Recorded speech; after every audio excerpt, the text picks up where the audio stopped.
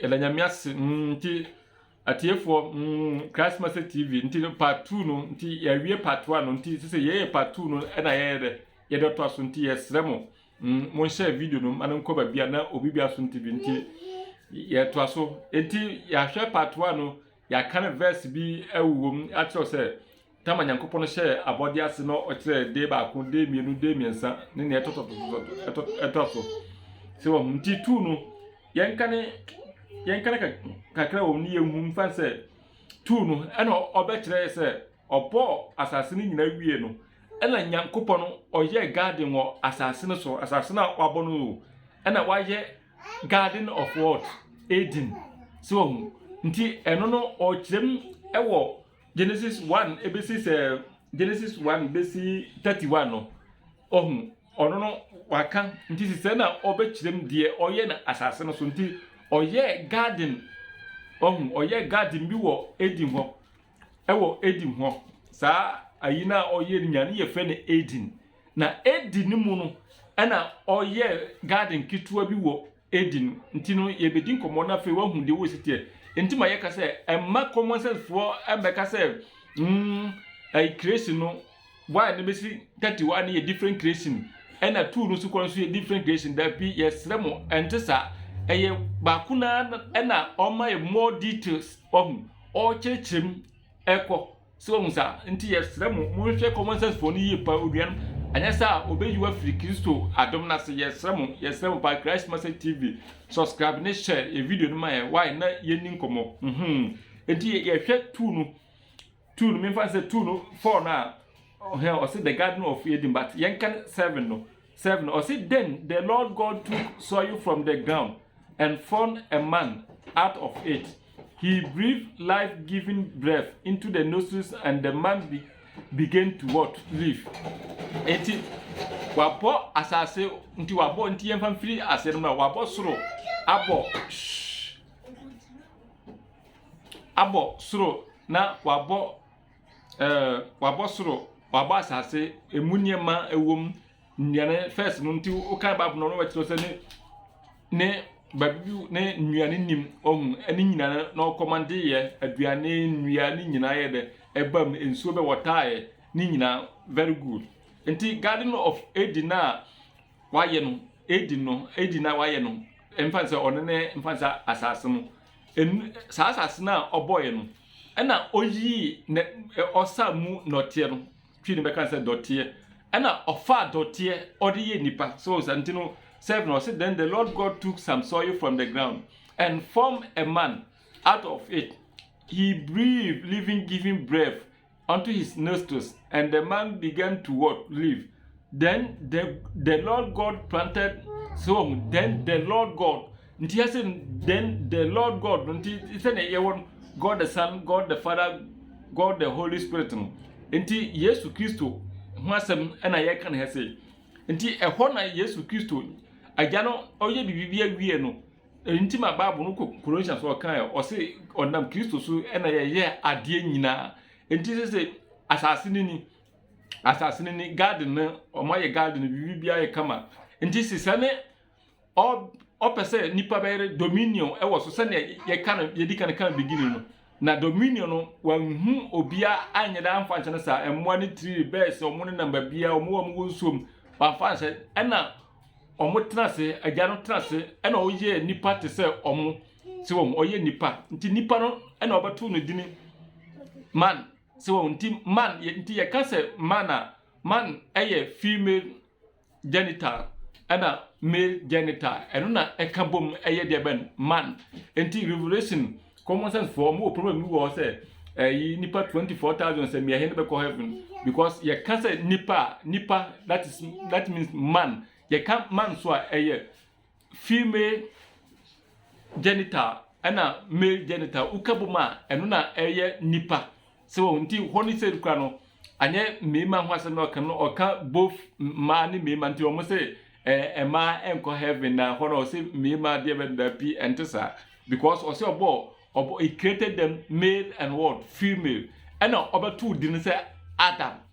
Man. Two didn't say man. Man no or man didn't say Adam. Tina Adam no ye. male and what female because nyame no nyame nyankopɔn no onya oba no onya bema oye both nti ne nse so na ode ye de ode boy nti na se wote ase nti ye sraw se munhwe ye ne common sense for no ntetra omode oba amanfo agidi no ohun ye se omunyina ndaache ombesu omokra ewere be ku se omukudi san ntetre na ye de achi enitima Christ Message TV ye se ye be boa mu na matimati ensem bi ase na mahu nokura ede ewo Bible num so we musanti or say so the Lord God planted a garden in the east garden in Eden nti Eden mu ena oye garden bi wo ha ye frɛ garden of what Eden nti garden na ewo Eden mu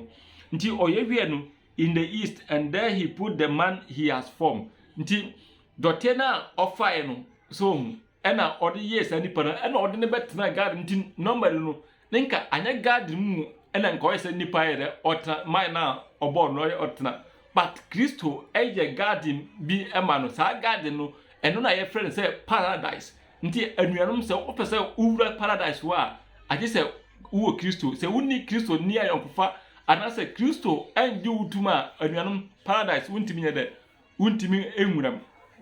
enwuram so nti say if you don't have Jesus Christ no ehu ntima aweye mre yetumufo say hwehwe Kristo fa Kristo because paradise na osun na awreho eni ho no eye Kristo ni ye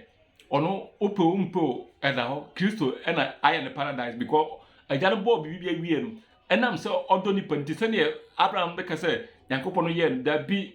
Nyankopon no kura obo ye wie no asase no kura ono Nyankopon no ye na otena se asase ye de na ni agye ho no eye ema no Kristo ama agana mfaya nipa anthem because oye garden bi na Kristo no de nanimunyam ede eye garden tini garden na ye animunyam enti emu na ode Adam ye de okotenae so anuanum temati ase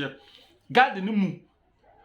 na ode Adam nka number no se wo hwe normal ayina ninka asase na ye forme Adam ewo so no eno so na nka oyese nka otena but ya mfana ntena so ena Kristo ye garden a ebi ni ho ono no awia mo esumi ni ho sane ye hwe beginning o say obo day ana obo night ana oye de o separate ye no da bi ho no ba bi obo no saa yi ni nya no amfa bi anko odi nanimunyam ena aye de eye kuro no enti New Jerusalem paradise na ye ka no aduanom eye wonderful yes slow emma common sense for enada so enti emma no omo nada o yes remu enti Nyankopon no ontane ni pasane omo no muchem se oche wonde mayen obo nipa no wanchi bronsema amai wanchi alianum wanchi bronsema amai se wo musa enti omo no betase a ne papa bi ne mamuo abo owo ba no se me ma monje na munnim na se mumma owo bia da bi enti sa usua ba na bu se ayi example na omode mayen bia no eyentro anuanum je sremo eyentro enintima minyam emre ana mefa Bible no Genesis no ana ye hwe nsem ana ye da ensem aidi akire entine ye bedin ko papa anti anuanum je sremo se mun share video no na video no ye mpese ye be ententene so ye mpese ye be entente ye be no short so be ya obia betima ye ne yatima adownload agusu na obia tima tv enti se wutie part 1 na ye sro hwe part 2 se part 3 so a ni nyan ye beka ye wia ye be kire se bia part 3 be ba part 4 be ba na watima adi ni nyina achi na fe wate die ntima wate Bible no ase wate Kristo ase enti Nyankopon abo bafa dotie anwene nipa na nipa no nwene wie no esenka no me no otena asase no so ena Kristo so me bo ma me hwe verse ni o say verse 8 o say then the Lord God the Lord God that means o ka Kristo wanse ntima ye di Kristo wanse because ono na ye ne garden say opese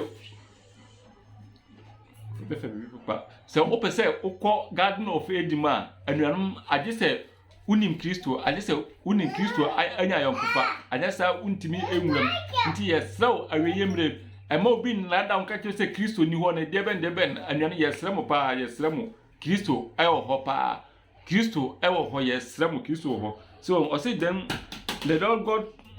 planted a garden of Eden in the east, and there he put the man he formed. So he made all kinds of beautiful trees grow there and produces good fruit. In the middle of the garden stood the tree that gives life, and the tree that gives knowledge of what is good and what is bad. So,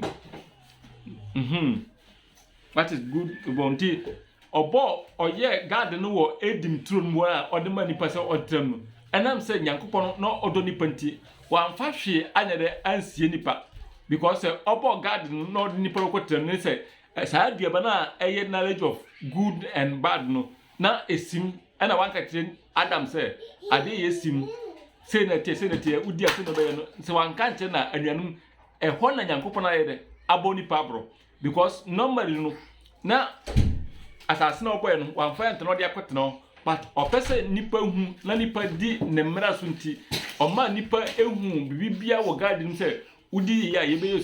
se udi ye se ese na tie ma oma nipa hu ye enti nipa aso de Adam aso de se wo nti ma obi nkan so se Nyankopon bo Adam no ai se ochi bronsam de ma Adam se Adam je wa bo ono Nyankopon abo ni nipa o na asande Adam da bi ajesa na ade ne tie nti omo no tam bi omo ye example a se wanya nipa obetire mu na wate ase a wanhwe a omo de wadwe medi agro ye srem pa mu nhwe ye ma mutie common sense ya mudi common sense akini ye srem ye pam achew se wo ye dan ubewu o se bible no o se eda hopreko ema obi a se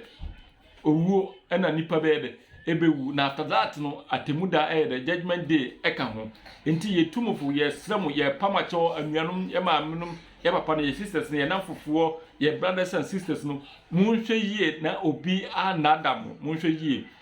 ometna ho emefa bible no nkika verse bi nsim en confuse ma wadwenu emeyo ye srem pa so enti wabo babia esenka omotna no one form otna akoye because se nkomotna atse ne yehuna day and night ebeba bibia beba ana ompese saa ni bamtiro ompese nipa yere eho bechi nipa nya asumbi ahoto ono no dede bia ni ho obi nti obi nka obi upe bibia ewo ho wakofa ombedo emre se wahusa enti odi nipa kwatem no chense good and bad so nti common sense for no eduru ba bia anuanum omo kire se bronsam kra ne ebie yani anuanum mi se bronsam wadi yewu but omo no omo kire se waboa because omuna omuma yehu good and bad na nhwe good and bad anuanum ye wo nema bebere ho a betum dia kire wo wa o check out to say yes bronsam wadi yewu because paradise wo atete ne ayibia ni ho esum ne niema de ba bia ni ho se wamusa but enem hwe memfa say ene wo car eye very good mobi ka fama kio wo car hwe car eye heavy eye nika so wo car Mercedes Benz wo demu a se wo anuanum wo feel comfortable but yenhwe say car ehwe wo sisi a ne odi aba enti sa good and bad na Nyankopon ka say Adam enibia bronsam ko ye say oni no enti say mutna ho ma common sense be ka tell say ya ka tell say me life no what you about to say mommy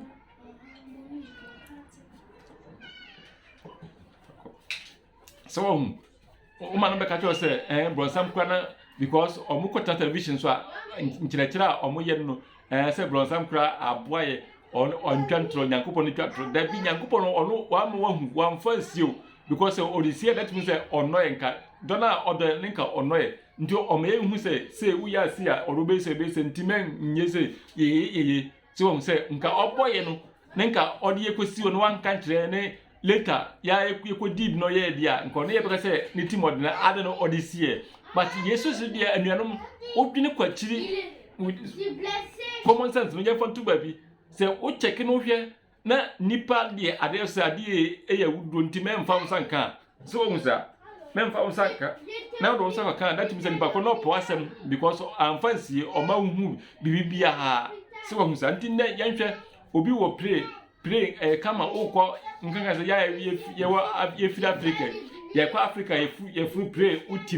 utim twitwa pictures na wani age osere na osehase nyina utim twitwa pictures so wo musa no wani age but ye pray tito forma na odi aba na ede esu na wereko aba so nti se nka Garden of Eden no se Adam ma ani aduaba ya nka se pray ne Adam oye ne nka ne omaye pray wo ha ofuru no ehwe wo kra nka ehwe wo kra ne nipa ewu nka ka ahwe a obia nyede enwu aduanom nti moma ye ntra ma common sense mfansem bi nada ya adwene se bronsam kra na boy bronsam wadi ewu because good and bad no eno na ne yehu TV ni television telephone ne ka kra no memfa se ka obi tinde ne mame ekwaji sika duro enam ka nti good so hwe enam niema binti obi tinde akora obi tinde se nti se ye cheke na ye trans na ye se yisu the wisdom and knowledge na Nyankopon no obo nipa de man na nka ebi hu se bronsam wadi yewu because adia nka e good dia se nka e good kosi ntimi nsamba ye bad ohun se omo ye nema bebire wo wiase a sa ne ma yia no edi yewu aduan edi yewu ekira uni bi bedi nkomo hu be sire hu be to kama adia be che wo be ko nipa no yere na wawu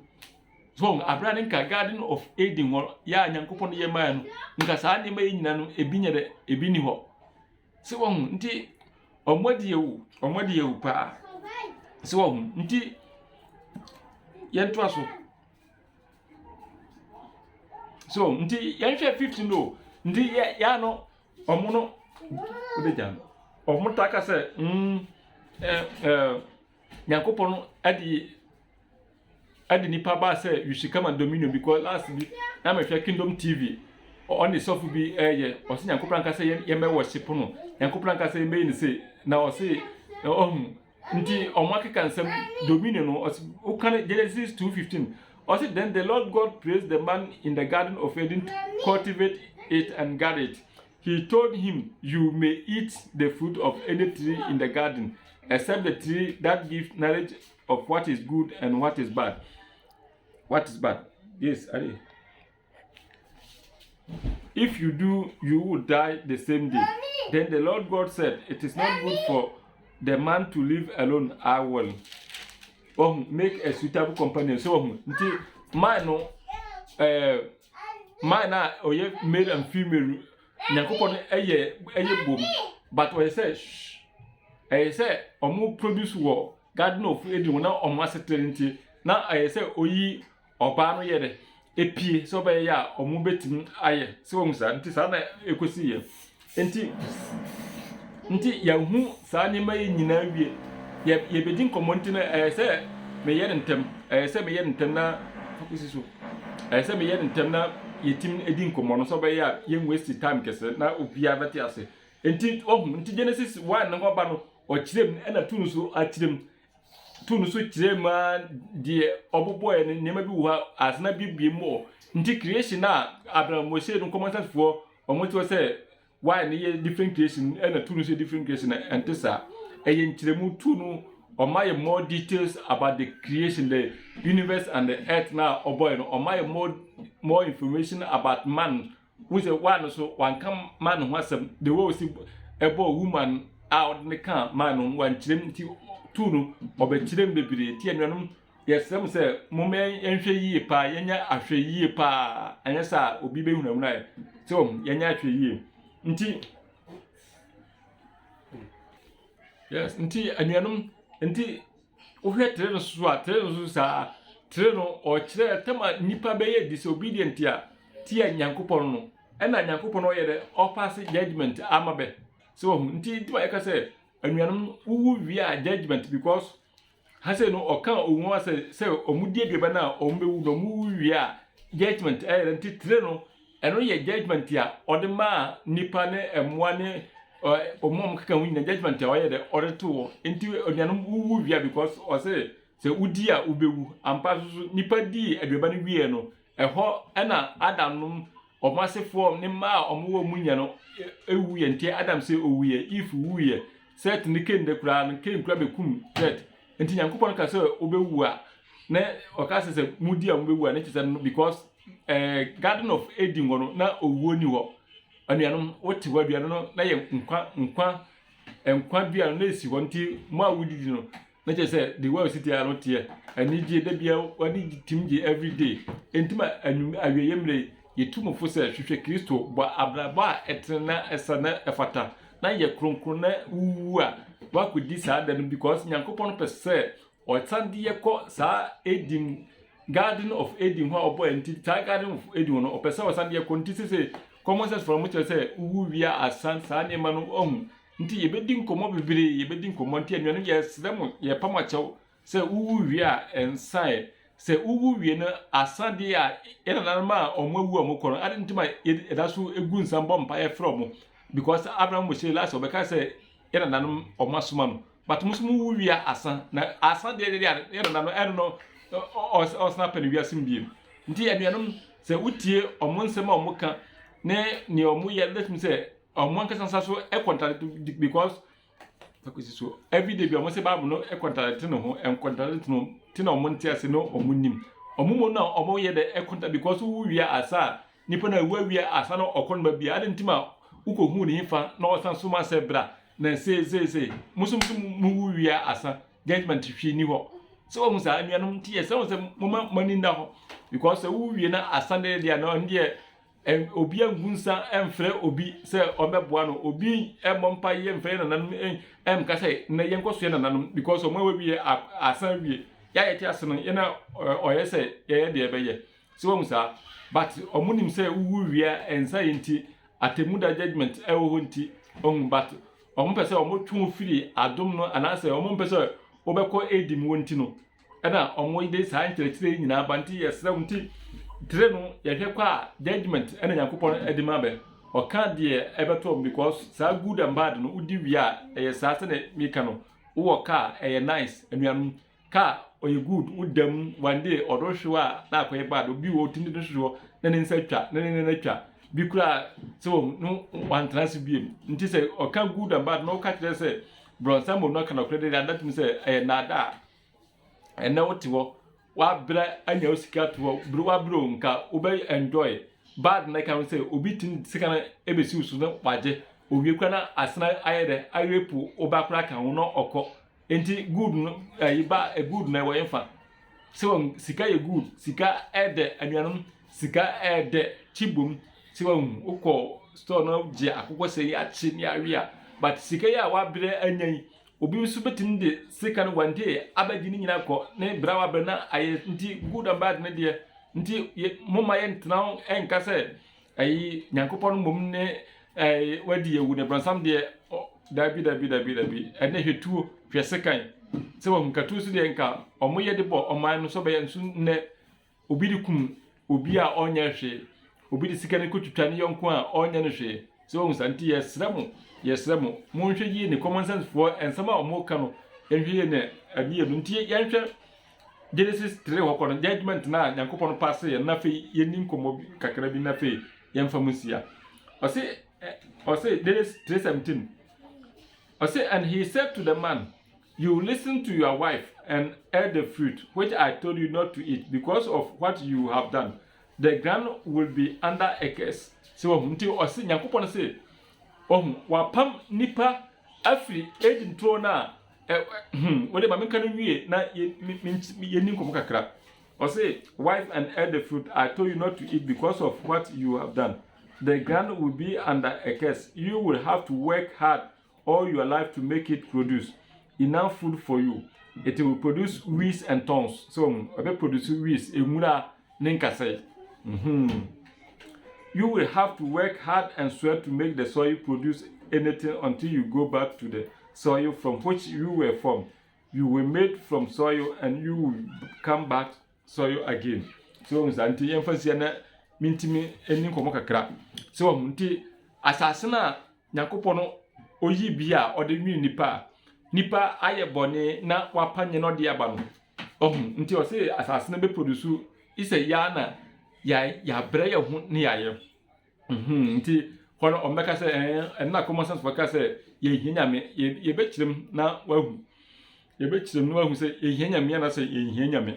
Nti aka sɛ ɔse sɛ yɛayɛ fɔso na yɛbrɛ ansa na asase no anyini ama yɛ very good aka enti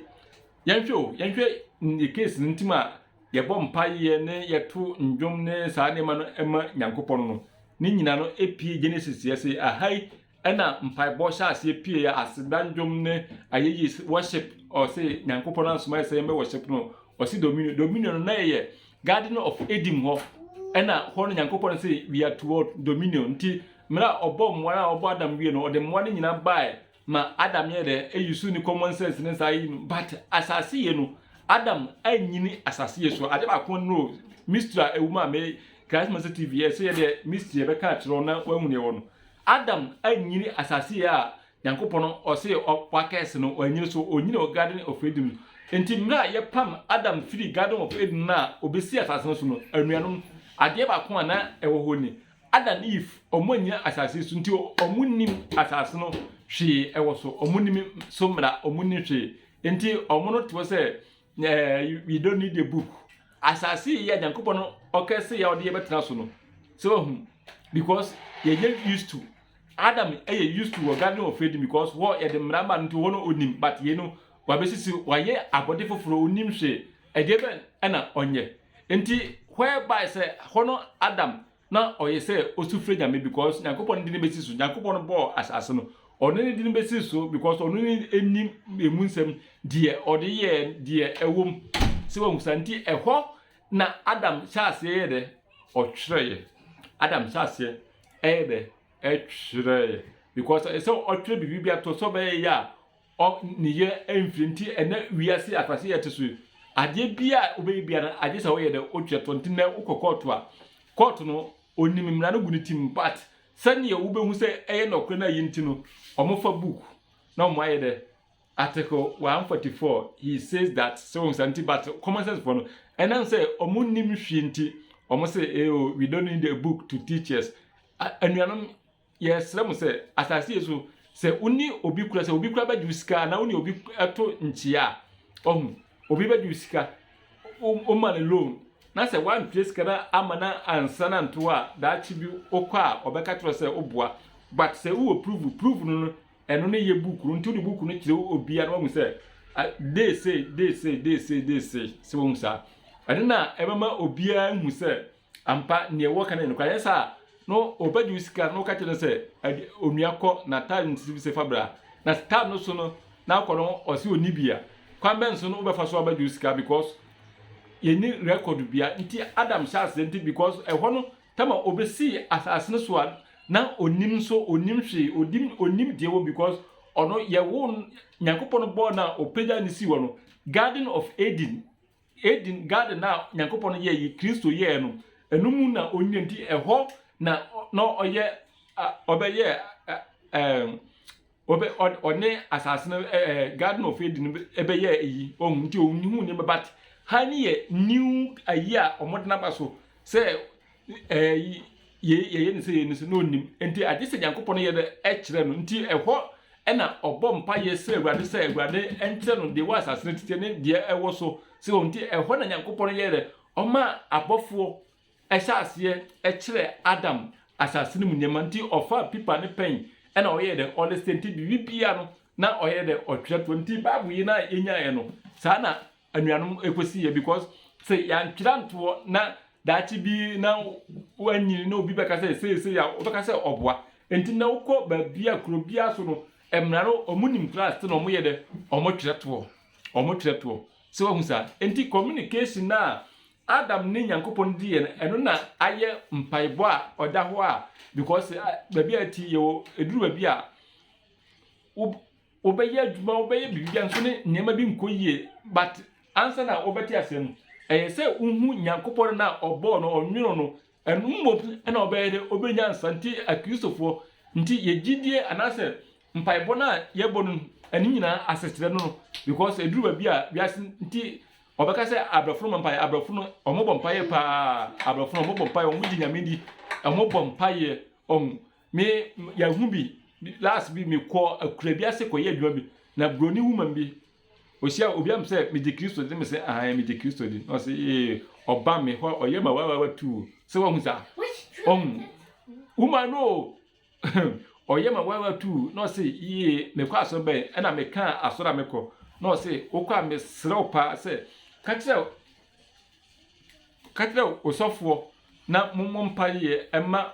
no o se obaga bi wona ne baga no ono no onyambaji Kristo niye nti ye mumpa ye se Kristo behunu mo bone Kristo obaye de obayina tumti enetam bia mekwa akoya dwuma bia uma no ohuma broni wuma no ohuma ofrem onim di nkomo fefefe so nti omunim Kristo nti abrofo no mmrana omode atotoa ama kuonu krokoyie no ni nyina ye Bible no mu ensem eniewu enyise nti omuna atweda to nti uya yemfa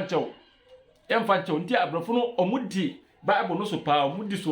omudi so pa kwa omukwani mu chena Africa for nyan omudi ye adwuma because mpanyfo no omudi animu no ne omomu wo no ombia edi ni mraso emfo obi yire ufa obi yire a odokwa emra bedu nti emma common sense for enkancho say we don't need a book because ade bia